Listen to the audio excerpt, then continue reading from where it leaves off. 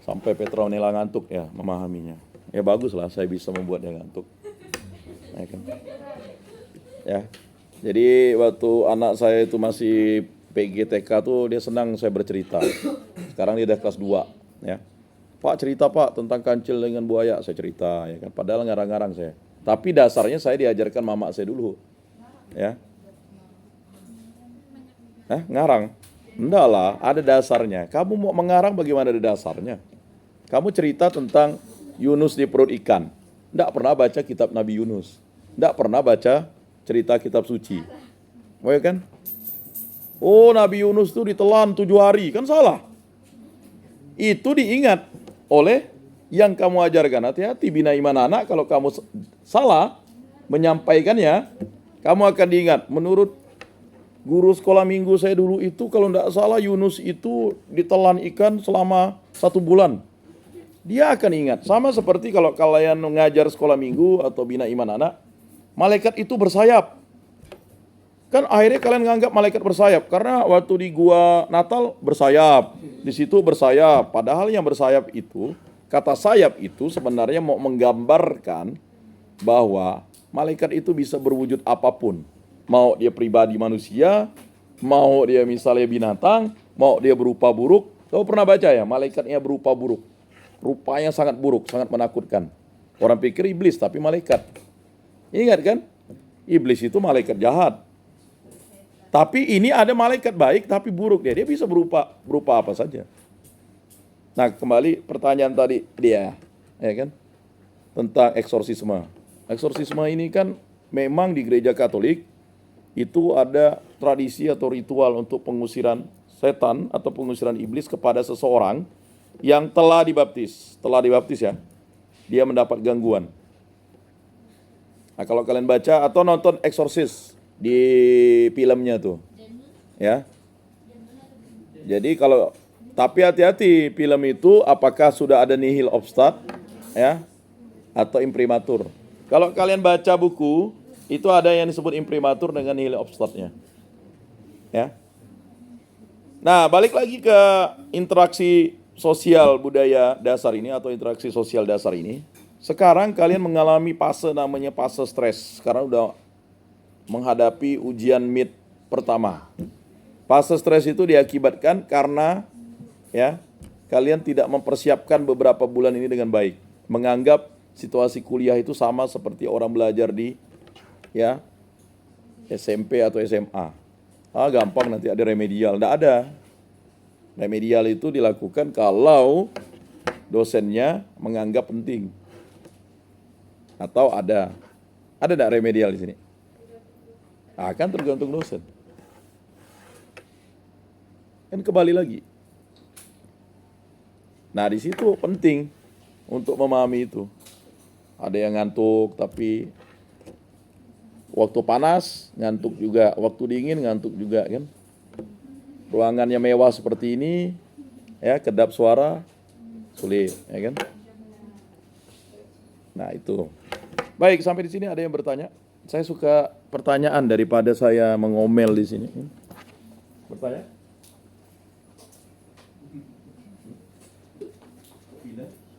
Bercerai. Perceraian itu bukan hanya laki-laki perempuan. Persahabatan bisa bercerai. Dulu bersahabat tiba-tiba tidak teguran bercerai kan? Banyak orang pikir perceraian itu adalah sesuatu hubungan suami istri bercerai. Nah ya, gimana? Saya menjawab, nanti Anda yang mengatakan benar enggak. Bapak sendiri dulu kan? Bagaimana tanggapan Bapak tentang ada beberapa orang yang berpendidikan tinggi namun dia ateis itu masuk? Itu salah satu sebab masalah. Ateis itu kan dia tidak percaya kepada Tuhan. Ateis, teis itu kan theos dari kata Tuhan. Tidak ateis. Agama itu kan kacau. A itu tidak kacau. Ateis kan. Lalu dia agnostik. Ya kan?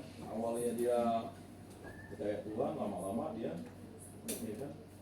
Bukan tidak percaya Tuhan. Ada ateisme yang memang konservatif, yang memang tidak percaya sang pencipta. Ada yang ateis itu dia percaya kepada ada yang menciptakan. Saya pernah ikut itu Bagus sih, ada satu buku, dia ahli biologi sih dibahas waktu pas 2020 saya ikut, ya. Sehingga saya dapat memahami bahwa sebenarnya ya ateisme dan agnostik itu kan sebenarnya itu adalah paradigma berpikir. Makanya saya berdosa dengan pikiran. Maka cintailah Tuhan Allahmu dengan segenap hatimu, bukan dengan segenap akal budimu, Yesus dulu bilang, dengan hatimu. Ya kan? Hati di sini, tapi sebenarnya diteliti itu hati itu antara otak besar dan otak. Ada di sini otak kecil, ada otak besar, otak kiri kanan kan. Kecil ya dia tuh katanya. Tapi dia berhubung di sini ya. Kalau misalnya kita sakit hati kok di sini yang sesak gitu. Bukan di sini kan. Nah, kalau kita lapar juga bisa pusing kan. Coba kalau kalian lapar pasti pusing kan. Iya Pak. Karena asupan energi kalian tidak ada. Bagaimana motor bisa berjalan tidak ada bensin? Ada juga terlalu banyak daya tampungnya. Akhirnya juga mengakibatkan kalian ngantuk. Ngantuk itu kan proses alamiah. Balik lagi ke pertanyaan dia ini kan. Mengapa orang bisa jadi ateisme? Mengapa kok Tuhan tak menyadarkan dia? Sebenarnya semua manusia itu diselamatkan Tuhan. Tetapi apakah dia sadar bahwa ilmunya, itu tadi saya bilang, ilmu sosial dasar itu menjawab, ya kan? Kalau kita ini belajar ilmu sosial dasar misalnya di Amerika, nggak perlu dikaitkan dengan Tuhan. Dia mengaitkan dengan ilmu biasa begitu. Tapi karena kita belajar, ini kan sekolah tinggi agama Katolik, kalian menjadi pengajar, ya kan? Tiba-tiba kalian lalu tidak mau ke gereja dengan alasan kalian tidak suka dengan pastornya mata duitan misalnya, sedikit duit, ya kan? Ya kan? Padahal kalian juga suka duit, ya kan? Nah, itu kan peristiwa-peristiwa kehidupan yang memilukan, menyakitkan. Atau mohon maaf misalnya, kenapa sih tidak mau ke gereja Katolik? Oh, salah satu keluarganya itu oknum pastor keluar. Lalu dia cerita lagi jelek-jelekan tentang kongregasinya biara, kita dengar kan. Kita dulu punya paman, dia selalu ngomong, yalah gereja Katolik itu, kita parkir dah duitku, nanti kolekte itu duit, ya kan. Dia hanya ngomong-ngomong jatuhnya. Ada dia kerja, kita kasih duit gitu. Berikanlah apa yang menjadi hak kaisar dan berikanlah apa yang menjadi hak Allah, itu kata Yesus. Jadi persoalan itu, kita ini kan berpikir itu boleh bebas, ya kan? Boleh bebas kita berpikir. Boleh bebas berpikir. Tetapi apakah pikiranmu salah? Menjadi salah ketika kamu sudah melakukan tindakan-tindakan yang dosa. Apakah orang tidak beragama itu dosa? Dia menganggap diri tidak berdosa. Dosa itu hanya untuk kita yang beragama. Lalu apakah penting kita beragama? Saya rasa bukan penting. Bukan masalah pentingnya. Mutlaknya itu. Paham nggak? Kalau penting sih. Atau begini, ada teori, saya senang ada satu teori itu. Ya pastor juga ungkapkan. Dia namanya teori gini. Kalau kita menjadi Katolik, ya kan? Kita menjadi Katolik. Lalu di sana nanti butuh iman Katolik waktu di akhirat. Lalu kamu tidak Katolik, susah. Tapi saya bilang yang mau ke toilet keluar aja kan begitu. Dan ikut juga mata kuliah saya juga tidak masalah. Itulah dari saya katakan. Ilmu sosial dasar ini kan cerita sekarang udah masuk materi kita ke buka pertemuan ke-7. Silakan kalau bertanya. Gue yang lulus gitu, terakhir mana? Hebat ya, kamu bisa. Ada tak doanya? Kamu doa? Ada? Kamu ada lonceng Prai Manila ya? Ini?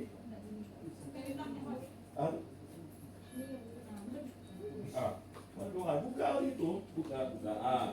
Yo doa. Langsung cari doa Prai Manila ya.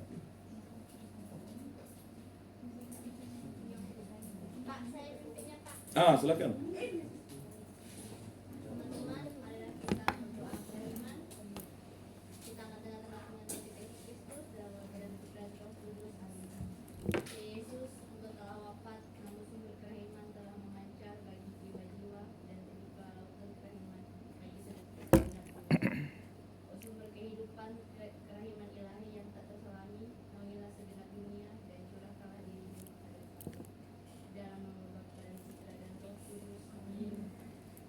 Baik, kita kembali tadi pertanyaan dia itu. Kan sekarang kalian udah kritis bertanya, ya kan?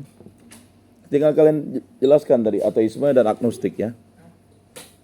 Jadi kalau kita berbicara tentang ya ilmu sosial dasar, saya tetap konsisten kita kaitkan dengan mata kuliah kita ya. Kecuali saya ngajar misalnya mata kuliah teologi, ya kan? Saya kaitkan dengan teologi. KTKC saya kaitkan dengan KTKC. Jadi saya tetap konsisten dengan pakemnya itu paradigma saya ilmu sosial dasar. Ya. Dengan pegangan kita bersama. Jadi kita kaitkan di situ. Nah, mengapa orang bisa ateisme, mengapa dia bisa agnostik? Ya, saya pikir itu sah-sah saja. Kita saja yang tidak mengakui. Coba perhatikan di kampung kalian. Katolik, tapi tak ke gereja. KTP doang ya dia. Ya kan? Betul enggak? Ya, masih lumayan dia napas Natal Paskah, berarti dia masih ingat. Tapi ada yang benar-benar tidak datang ke gereja lagi. Masih syukur dia pergi ke kandang lain untuk beriman lain, ya kan? Menyebut Tuhan Yesus kan dengan nama lain kan. Tapi ada sebenarnya itu. Tapi syukurlah ya, Indonesia itu kan memang budayanya itu kan berketuhanan gitu. Sampai filosofi orang Dayak secara umum itu kan adil kak talino, bacuramin kak saruga, bahasa ingat kak jubata. Ya kan?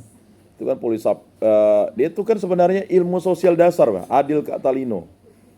Berkeadilan kepada manusia. Yang gitu, keadilan. Jadi ada kemanusiaan, pastilah ada keadilan. Karena keadilan itu ada kemanusiaan. Jadi kemanusiaan dan keadilan yang dilihat di situ. Ya.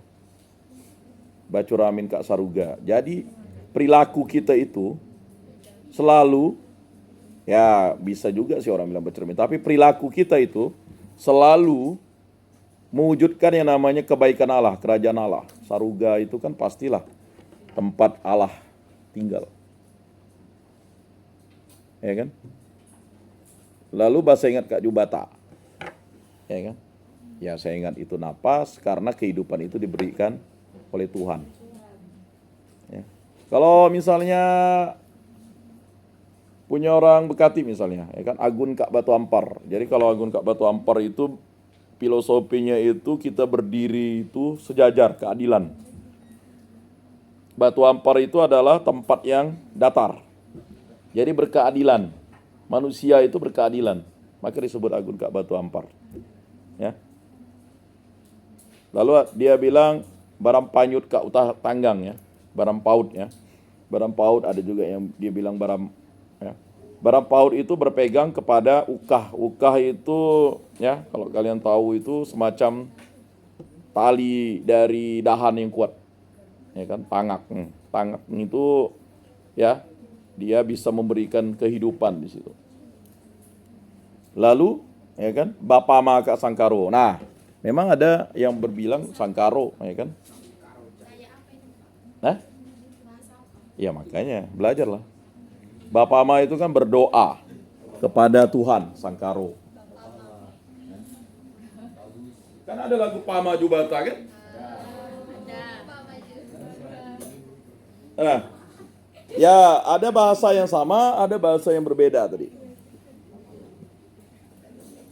Jadi ada nilai-nilai filosofi, religiusitas di situ. Manusia itu religius sebenarnya. Ya. Jadi manusia yang religius itu dia masuk ke dalam suatu organisasi keagamaan yang mempertahankan tradisi-tradisinya. Ya. Jadi kalau kita lihat agama tertua itu yang tercatat ya, ada yang disebut dengan Brahma. Ya, Brahmana, nanti dicek lah ya. Kemudian nanti muncul agama Hinduisme, Brahmanisme, Hinduisme, ya. Kemudian ada yang disebut habis itu Judasme, ya, itulah Yahudi. Ya, agama Yahudi kan Judasme. Lanjut nanti ada Buddhisme, ya kan, ada dasarnya.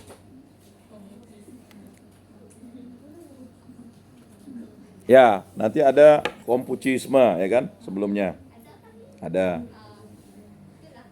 Ya, perilaku-perilaku manusia itu kan menentukan religiusitasnya ya.